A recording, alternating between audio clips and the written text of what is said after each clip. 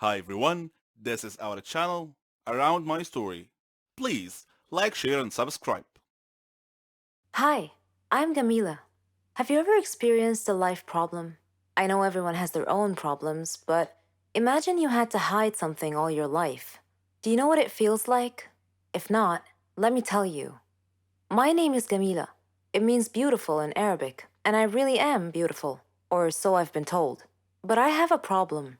I always wear a glove on my left hand anywhere I go because I'm too embarrassed to show it to anyone. This has become my life problem. You see, I've had 7 fingers on my left hand since birth. My family couldn't afford a surgery to remove these extra 2 fingers. It would have cost a lot of money, and I would have had to travel abroad because we didn't have clever doctors or good hospitals in my area. So I've been wearing a glove on my left hand since I was young as a temporary solution for this problem. People always ask me about the glove, but I never answer. I just say that my fingers get cold. You would see me in the summer wearing a short, sleeveless blouse and a glove on my left hand. There were a lot of things I had to give up because of my hand. Once, I wanted to play gymnastics. My mom was okay with it, so I went to many places to train, but they all refused to accept me because of my 7 fingered hand, which they considered to be a problem. At school, my classmates would laugh and ridicule me a lot, so I never had a lot of friends, just a few. I got into the college of my dreams. I thought that people might stop this bullying, so I considered taking off the glove. But I was afraid, because I was going to join a new society, so I didn't. I went with the glove instead. I was surprised at the amount of bullying at college, more than I had ever seen. It was a good thing that I decided to wear my glove. There were a lot of bullies there. Then, something happened. It became a turning point in my life. One time, while I was standing and speaking with my friends, one of them suddenly pulled off my glove. This glove was old and wasn't very tight on my hand. I had been intending to buy a new one after school, but they all discovered my secret. Some were astonished, while others started making fun of me and bullying me. I stopped going to university for a whole week.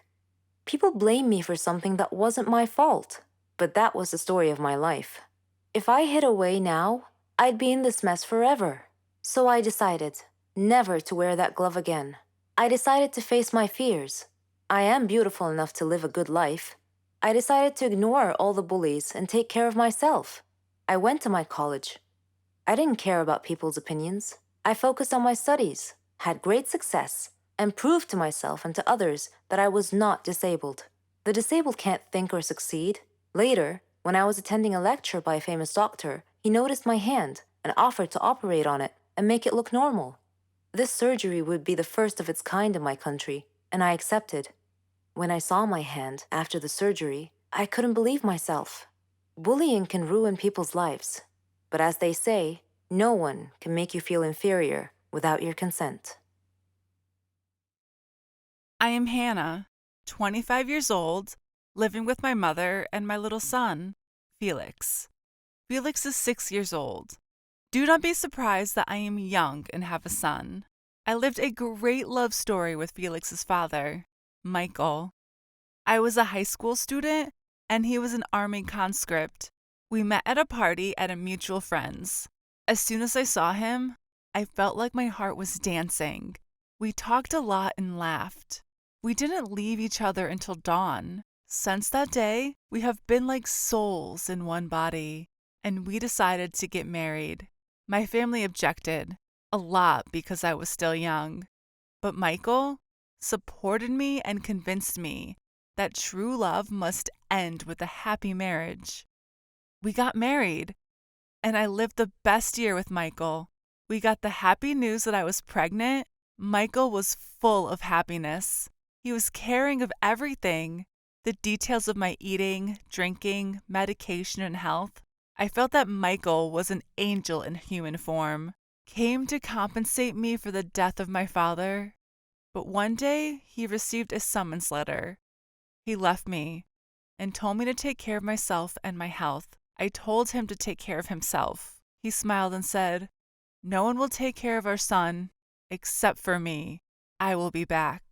2 months passed. I received a letter from a recruit informing me of the shocking news. Michael died in a military operation. Do you know when you feel that time has stopped you?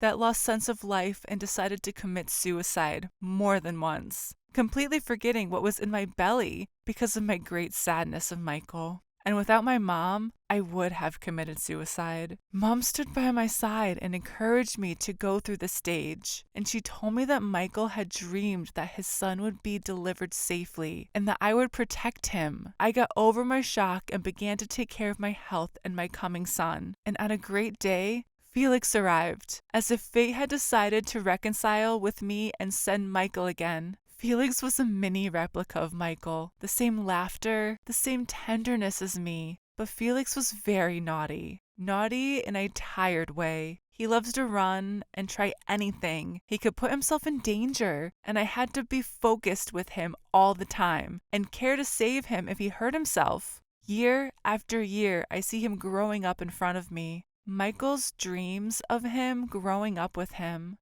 As he grew up, his naughtiness grew with him. It is very normal to find a nail in his hand and he tries to insert it into an electrical plug, or he tries to climb out of the balcony wall. I move it at the speed of supermothers and save him, and I catch him at the last second. This was a summary of my life while he was growing up, until I was exposed to the most difficult situation any mother could go through. Their son's life is in danger. And before you can accuse me of negligence, I admit my mistake. But first listen to what happened. Before anything, Mom was traveling for my sister, and I was used when I go shopping to get anything, to leave Felix with her, to take care of him, and she honestly used to make every effort with him. On that day, she was not there. I had no solution other than taking him with me. I will not tell you about the tormented journey while dressing him. We were getting down the elevator, and he was trying to press its buttons. The elevator guard was also trying to stop him with me. By some miracle, we arrived and moved. I will not tell you what we did while we were in the supermarket, but I will tell you briefly that it was a disaster by all standards. We all joined as women in the market to prevent him from messing the shelves. Felix is a real moving machine of destruction. I was thinking of the return trip. After accidents that don't need to be explained, we returned home. The elevator guard ran quickly to help me. Felix was bothering me more. He moved, left the elevator door open, and came to help me. Suddenly, I didn't notice the catastrophe that was seconds away from happening. Felix saw the elevator door open. He ran quickly and entered inside. I noticed him at the last second while he was pressing all the buttons. With my screams, the door closed. I ran and left everything. I was pressing the buttons, trying to open it, but it started to go up. I didn't know what to do, especially since every little bit the direction changes up and down. Suddenly, another catastrophe happened. The electricity was cut off. The signal disappeared at once. The guard was very shocked. I literally felt that my soul was coming out, and we did not know which floor he was stuck in. We started to call out, but unfortunately there was no response. The fear now is of more than one thing. Felix could suffocate in the elevator because of the lack of ventilation.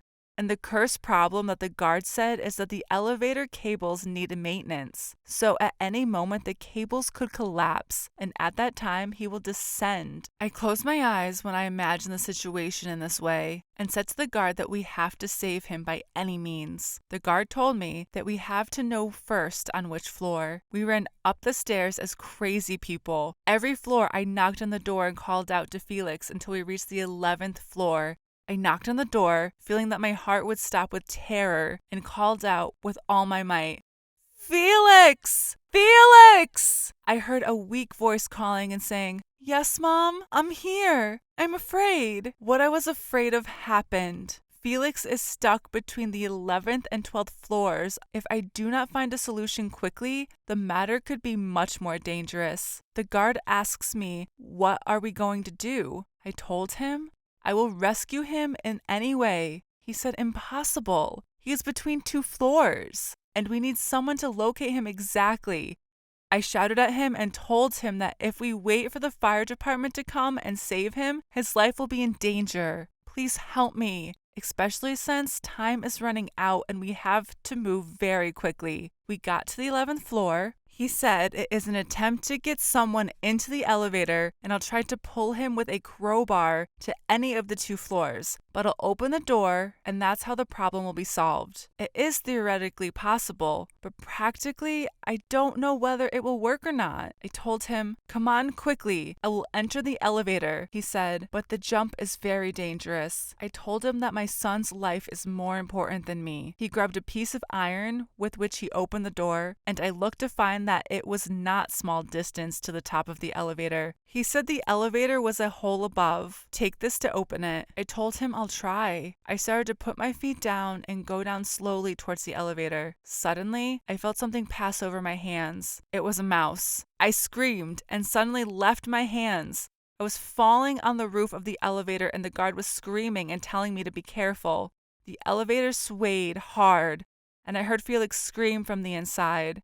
He was saying, "Mom, what is happening? Save me!" I told him, "Don't be afraid, Felix." Unfortunately, the iron piece fell for me when I fell, and I didn't know how to open it. There is a lock on it. I started hitting it with my legs forcefully, but with every hit the elevator was vibrating more, as if it going to fall. I don't know what to do, and it is getting more serious. I looked at the sky and said, "My God, help me." I hit the lock. It opened, and the roof hole opened. I found Felix sitting, squatting. He was crying. First he saw me. He said, "Mom." I smiled to reassure him and told him not to worry. I'm trying to get down, and I'm afraid the elevator will fall. I moved with every calculated step and went down to Felix, who ran on me and hugged me, and he and I began crying. But the danger is still there. This is just a step. I called the guard and told him, "Pull us." He said, "I'm ready," and moved quickly to the spinning wheel to move the elevator. The elevator shook hard and started to descend at a frightening speed. Felix and I were screaming inside, and the guard was saying, "No!" Suddenly, the light came back on again, and the elevator stopped. Felix and I opened our eyes, and we couldn't move. I stepped on the elevator buttons, and we miraculously reached the ground floor. We opened the door and found all the residents of the building standing. The news spread, and it turned into a state of general anxiety. Of course, I heard some kind of talk, but did not take care of it. You are neglected. But I literally did not think about all this talk. The most important thing for me was the safety of my son, and I did not deny that I had to take care of it after that and be more focused. I could not forget this situation, but my advice to you is, take care of your children. These are the most important things in your entire life. And do not be like me, so that you do not put yourself in a situation in which you will be between heaven and earth.